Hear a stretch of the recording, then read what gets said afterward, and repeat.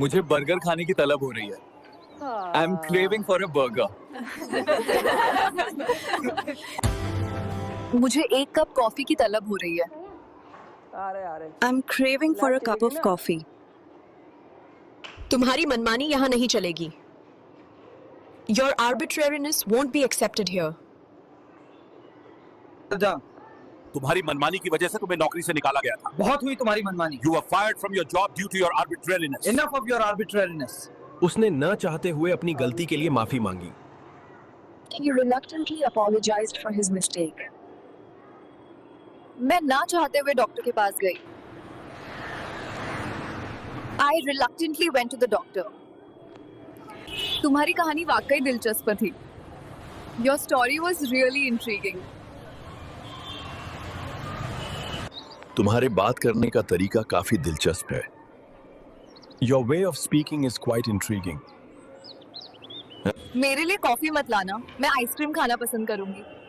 Don't get me coffee, I'd prefer to have ice cream. जो party कल होनी थी उसे हमने 2 दिनों के लिए टाल दिया। We've put off the party that was supposed to be tomorrow for 2 days. अपना काम कल पे मत टालो। Don't put off your work till tomorrow. Meeting को 10 दिनों के लिए टाल दिया गया है। The meeting has been postponed for 10 days. उम्मीद करता हूँ ये आज के बाद नशा नहीं करेगा। I hope that he won't indulge in intoxication after today. उसे गंभीर नशे के कारण अस्पताल में भर्ती कराया गया था। He was hospitalized due to severe intoxication. लोगों को नशे से बचना चाहिए। People should avoid intoxication. ये शहर में एक मशहूर डॉक्टर हैं। He is a renowned doctor in the city. Renowned का मतलब मशहूर। मैं अपने शहर में एक मशहूर फोटोग्राफर हूँ। I am a renowned photographer in my city. ये शहर अपनी सुंदरता के लिए मशहूर है। The city is renowned for its beauty. हमें नए विचारों को अपनाना चाहिए। We should embrace new ideas. Embrace मतलब अपनाना। मैं हमेशा अपनी संस्कृति को अपनाऊंगी। I will always embrace my culture. तुम मेरे सबसे भरोसेमंद दोस्त हो। You are the most reliable friend I have. आज जब मैं अखबार पढ़ रही थी, Today, when I was reading the newspaper. दोस्तों, इस सेंटेंस को अगर हमें फ्रेजल वर्ब्स का यूज करके बनाना हो तो हम रीडिंग की जगह बोलेंगे going through. आज जब मैं अखबार पढ़ रही थी, Today, when I was going through the newspaper. शहर धीरे-धीरे बदल रहा है। The city is changing little by little. Little by little मतलब धीरे-धीरे। वो धीरे-धीरे गिटार बजाने में बेहतर हो रही है। She is getting better at playing the guitar little by little. उसने पूरे ग्लास पानी को एक ही बार में पी लिया। He drank the entire glass of water in one go. In one go मतलब एक बार में। वो इस बात पे अड़ी हुई थी कि वो पार्टी में नहीं जाएगी। She was adamant that she would not attend the party. Adamant मतलब अड़े होना। वो इस बात पर अड़ी हुई थी कि वो माफी नहीं मांगेगी।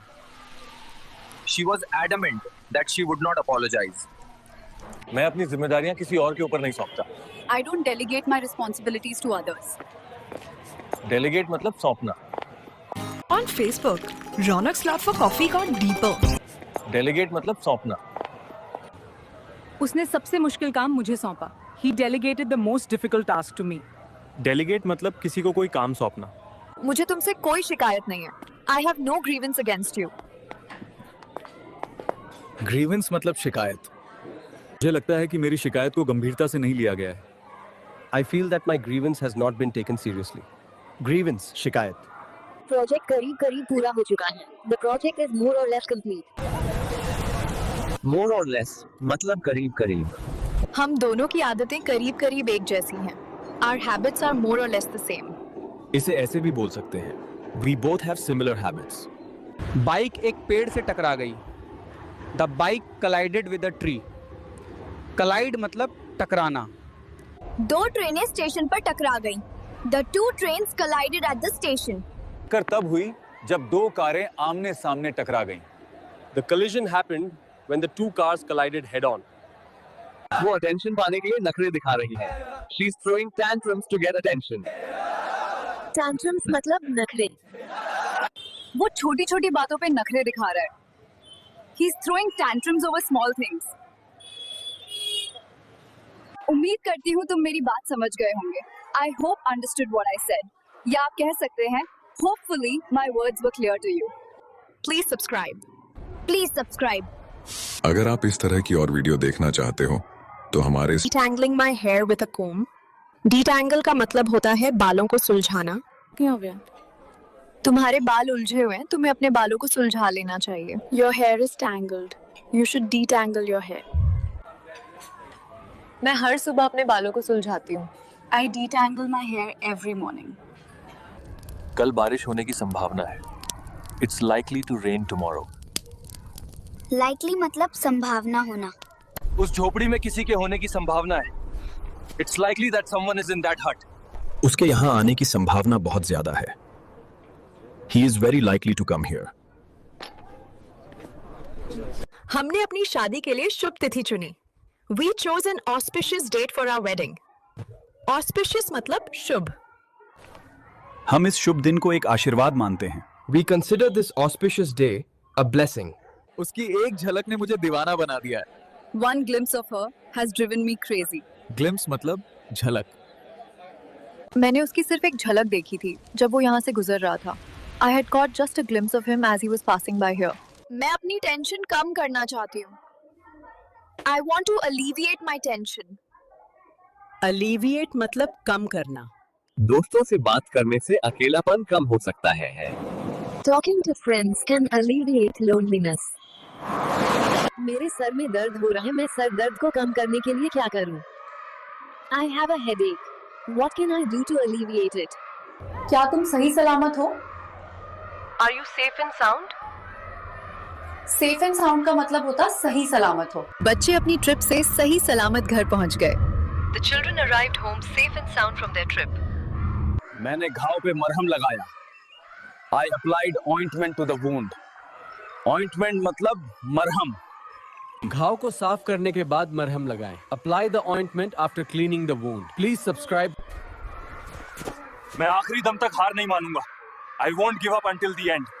Give up मतलब हार मानना. लगता है आज मैं ठंड से मर जाऊंगा. I think I'll freeze to death today.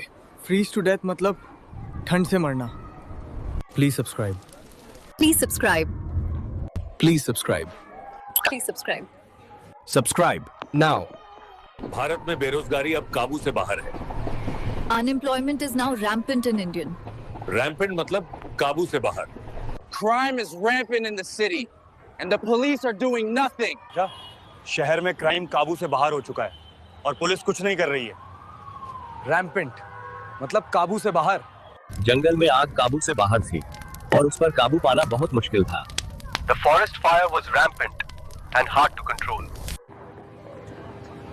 उसका रंग गोरा और चमकदार है. She has a fair and bright complexion. Complexion. इस वर्ड का इस्तेमाल हम किसी का रंग या त्वचा बताने के लिए करते हैं. जैसे कि अगर किसी का रंग या त्वचा गोरी है, उस लड़की का रंग गोरा है. That girl has a fair complexion. तुम तो मुझसे ज्यादा गोरी हो. Your complexion is fairer than mine. तुम्हारी मेहनत यकीनन रंग लाएगी. Your hard work will certainly pay off. Certainly मतलब यकीनन.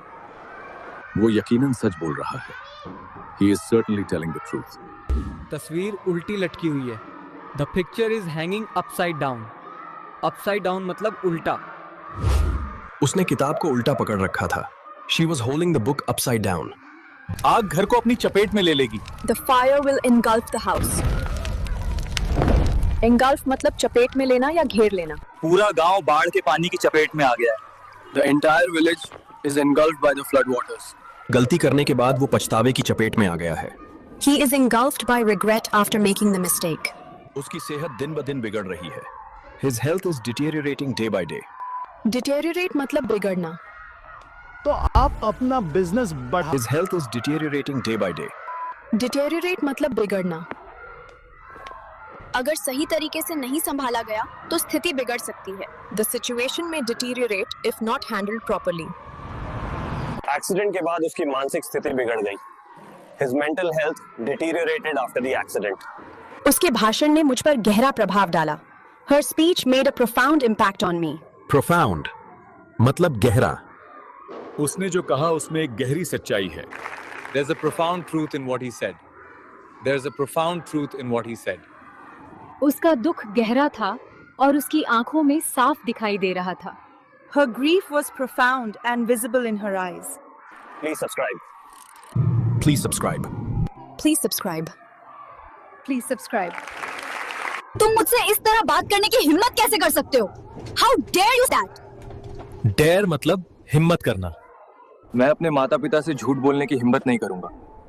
I wouldn't dare to lie to my parents. ये ब्रेड बासी हो गई है, इसे मत खाओ. This bread has gone stale. Don't eat it. Stale मतलब बासी. मैंने बासी फलों को ताजे फलों से बदल दिया. I replaced the stale fruits with fresh ones. चाय बासी लगी क्योंकि ये कई घंटे पहले बनाई गई थी. The tea tasted stale. Because it was made hours ago. मैं जाना नहीं चाहता, लेकिन ये मजबूरी है. I don't want to go, but it's a compulsion. Compulsion मतलब मजबूरी. वो मजबूरी में दिन रात काम करती है. She works day and night under compulsion. उससे बात करना मेरी मजबूरी है. Talking to him is my compulsion. अपनी सेहत को नजरअंदाज मत करो. Don't neglect your health. Neglect मतलब नजरअंदाज करना या अनदेखी करना. इसने पढ़ाई की अनदेखी की और परीक्षा में फेल हो गया. He neglected his studies and failed the exam. काम के लिए अपनी नींद को नजरअंदाज मत करो. Don't neglect your sleep for work. मेरी तुमसे कोई दुश्मनी नहीं है. I have no enmity with you.